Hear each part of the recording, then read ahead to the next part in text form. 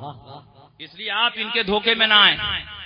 اصل میں مداریوں کو اس بات پر چڑ ہے کہ اعلی حضرت امام احمد رضا نے ان کے سلسلے کو سوخت کیوں لکھا، اعلی حضرت نے ان کے سلسلے کو کل عدم کیوں قرار دیا، اعلی حضرت نے یہ کیوں لکھا کہ سلسلہ مداریہ میں مرید ہونا جائز نہیں ہے، اس لیے کہ یہ سلسلہ سوخت ہو چکا. تو اعلی حضرت عظیم البرکت نے اپنے گھر سے کچھ بھی نہیں لکھا. اعلی حضرت امام احمد رضا قدس سرہ جو کچھ لکھتے ہیں حوالوں کے ساتھ لکھتے ہیں، بزرگوں کے اقوال کی روشنی میں لکھتے ہیں.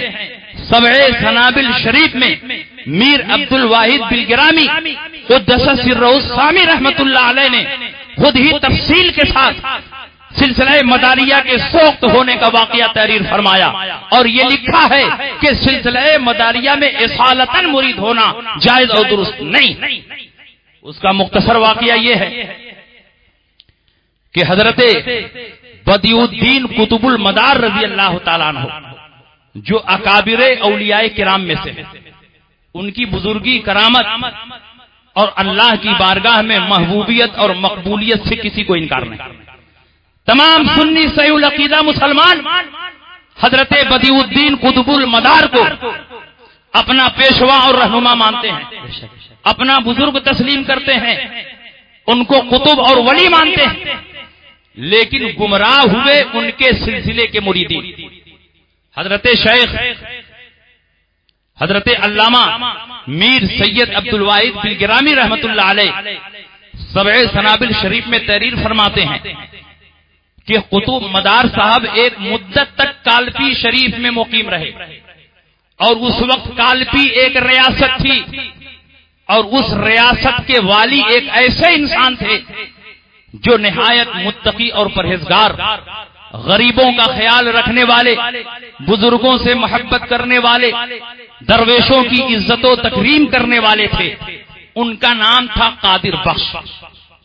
وہ اکثر و بیشتر حضرت قطب المدار رضی اللہ تعالیٰ عنہ کے پاس حاضر ہوتے، لیکن قطب المدار ان کی طرف توجہ نہ فرماتے اور نہ ان کو مجلس میں بلا کر بٹھاتے. اکثر و بیشتر قطب المدار کے پاس یہ جاتے، لیکن قطب المدار ان کو اپنی مجلس میں نہیں بلاتے اور نہ ان کی طرف توجہ فرماتے. بار بار جاتے رہے لیکن قطب المدار نے باریابی کا کبھی شرف نہیں بخشا. ایک دن قادر بخش قطب المدار کے پاس گئے تو دیکھا قطب المدار کے مکان میں دو آدمی آپس میں باتیں کر رہے ہیں. ایک آدمی لمبے گھوڑے پر سوار ہے اور دوسرا آدمی زمین پر ہے. دونوں آپس میں گفتگو کر رہے ہیں. قادر بخش نے جب غور سے دیکھا تو گھوڑے پر جو بزرگ سوار تھے وہ حضرت قطب المدار تھا اور نیچے جو آدمی کھڑا تھا وہ جوگی تھا اور قطب المدار اسی جوگی سے محو کلام تھا. قادر نے صرف اتنا کہا کہ یہ کیسے فقیر ہیں، میں دین کی طلب میں ان کے پاس آتا رہا لیکن کبھی انہوں نے مجھ کو اپنی خدمت میں حاضر ہونے کا موقع نہیں دیا اور ایک جوگی سے یہ باتیں کر رہے ہیں، محو گفتگو ہیں.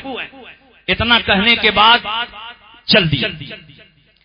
جوگی نے اس بات کو سن لیا اور اس نے کچھ ایسا کر دیا کہ قادر شیخ کے جسم پر سفید کے بڑے بڑے دھبے اور داغ آ گئے. جسم پر جگہ جگہ سفید داغ اور دھبے پیدا ہو گئے.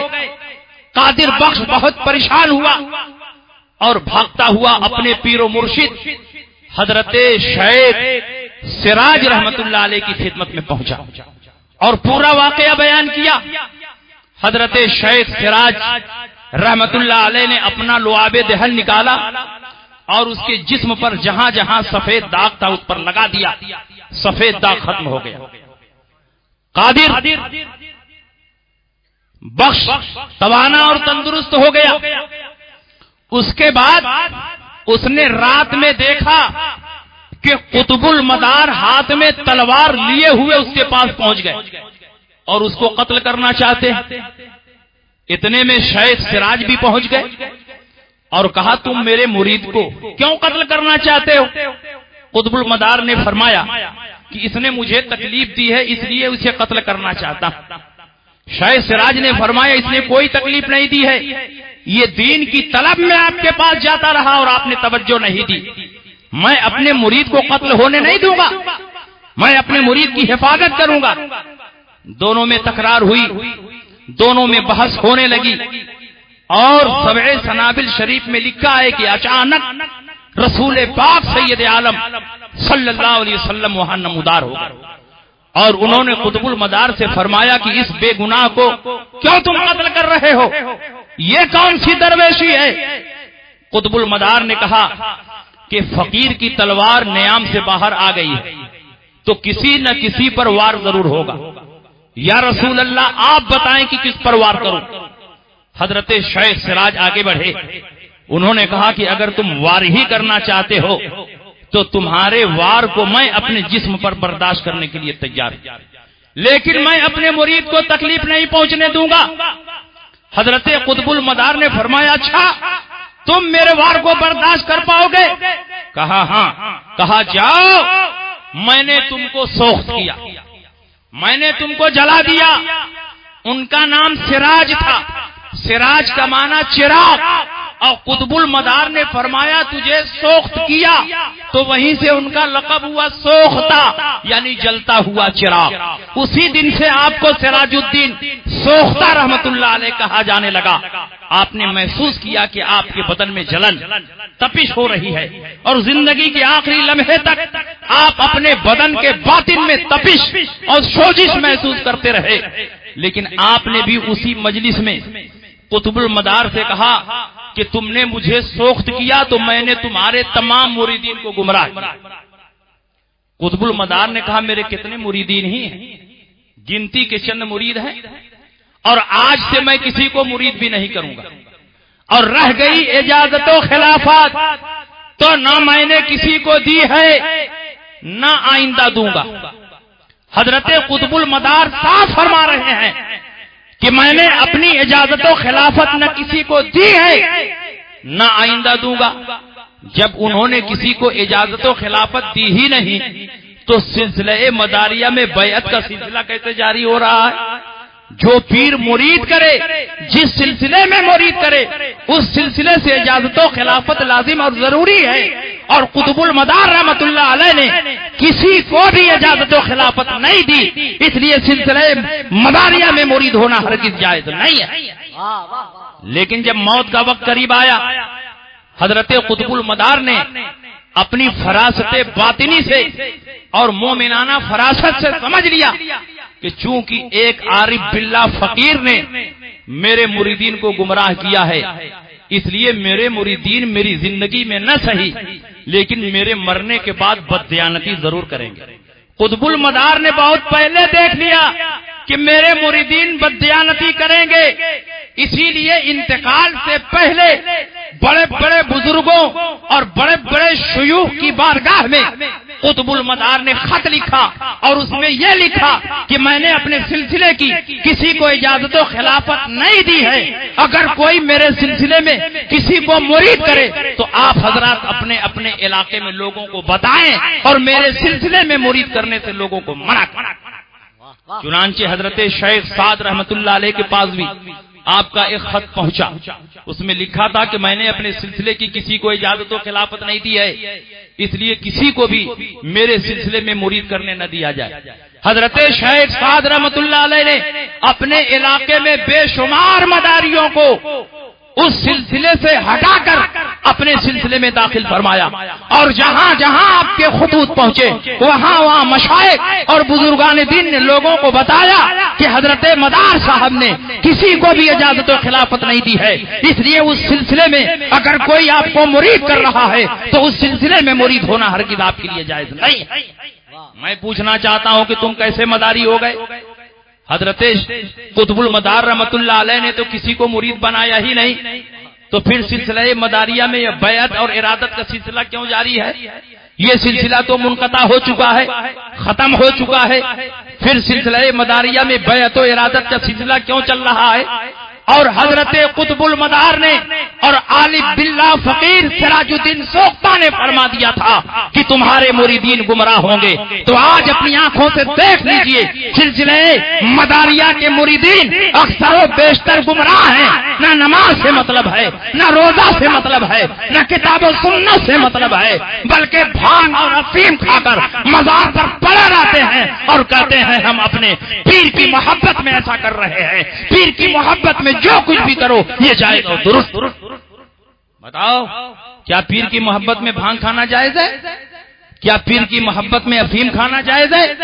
کیا پیر کی محبت میں شراب پینا جائز ہے؟ وہ پیر کی کیسی محبت جو شریعت سے بیگانہ کر دے. اگر واقعی تم پیر سے سچی محبت کرتے ہو تو حضرت قطب المدار رسول پاک کی ایک ایک سنت پر عمل کرتے تھے. اگر تم واقعی سچے مداری ہوتے تو رسول پاک کی سنت پر عمل کرتے. بدعات و منکرات کو تم جائز نہ کہتے. پتا چلا کہ تم سچے مداری نہیں ہو بلکہ بندر کا ناچ دکھانے والے اور ڈھول بجانے والے مداری ہو، جو کبھی یہاں ناچ دکھاتا ہے کبھی وہاں ناچ دکھاتا ہے، پیسہ حاصل کرتا ہے، اس کو نہ دین سے مطلب ہے نہ شریعت سے مطلب. اس لیے ایسے مداریوں سے ہوشیار رہیے. یہ پکا جاہل ہے اسرافیل. میں تو کہتا ہوں کہ یہ اسرافیل نہیں بنی اسرائیل کی اولاد.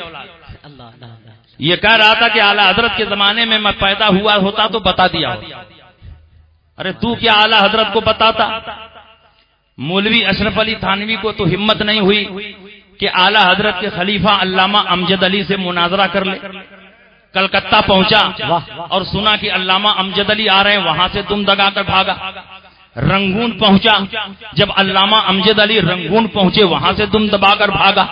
تو مولوی اشرف علی تھانوی جو ان کا مجدد ہے وہ امام احمد رضا کے سامنے ٹک نہ سکا اور امام احمد رضا کے سوالوں کا جواب نہ دے سکا. تمہاری کیا اوقات ہے؟ تم کو لاجواب کرنے کے لیے امام احمد رضا مفتی اعظم تاج الشریعہ کی ضرورت نہیں. تاج الشریعہ کے ایک ادنا غلام شمشاد احمد تمام داریوں کو چیلنج کرتا ہے. اگر تمہارے اندر ہمت ہو تو پورے مکن پور کو لے کر آ جاؤ. تنے تنہا شمشاد احمد جو تاج الشریعہ کا غلام ہے تم سے مناظرہ کرنے کے لیے تیار. نعرہ تکبیر، نعرہ رسالت، مسلک اعلیٰ حضرت مناظر اہل سنت، مسلک اعلیٰ حضرت عشق محبت، عشق محبت، عشق محبت، عشق محبت، فیضان حضور تاج الشریعہ، خلیفہ حضور تاج الشریعہ. سبحان اللہ. ارے تم یہ کیوں نہیں کہتے اعلیٰ حضرت کے زمانے ہی تک اپنے آپ کو کیوں پہنچایا؟ ہم اور اوپر تک پہنچا دیتے. اگر علی کے زمانے میں تم ہوتے تو خارجیوں کے ساتھ ہوتے. اگر حسین کے زمانے میں پیدا ہوئے ہوتے تو یزیدیوں کے ساتھ ہوتے. حضرت مجدد الفسانی کے زمانے میں پیدا ہوئے ہوتے تو اکبری گمراہ مولویوں کے ساتھ ہوتے، دین الہی کی تبلیغ و ارشاد کر رہے ہوتے. یہ تو اللہ کا کرم ہے کہ اس نے تم کو امام احمد رضا کے زمانے کے بعد پیدا کیا اور مدرسہ حنفیہ غوثیہ بجرٹیہ میں تعلیم حاصل کرنے کا تم کو موقع مل گیا کہ آج تم اپنے ایمان کو بچانے میں کامیاب ہو. ورنہ جتنی تیزی کے ساتھ تم گمراہی کی طرف بڑھ رہے ہو ایک دن آنے والا ہے کہ تم مکمل طور پر گمراہ ہو جاؤ گے اور دین و سنیت سے خارج ہو جاؤ گے. امام احمد رضا کو چیلنج دینے کی جرات نہ کرو.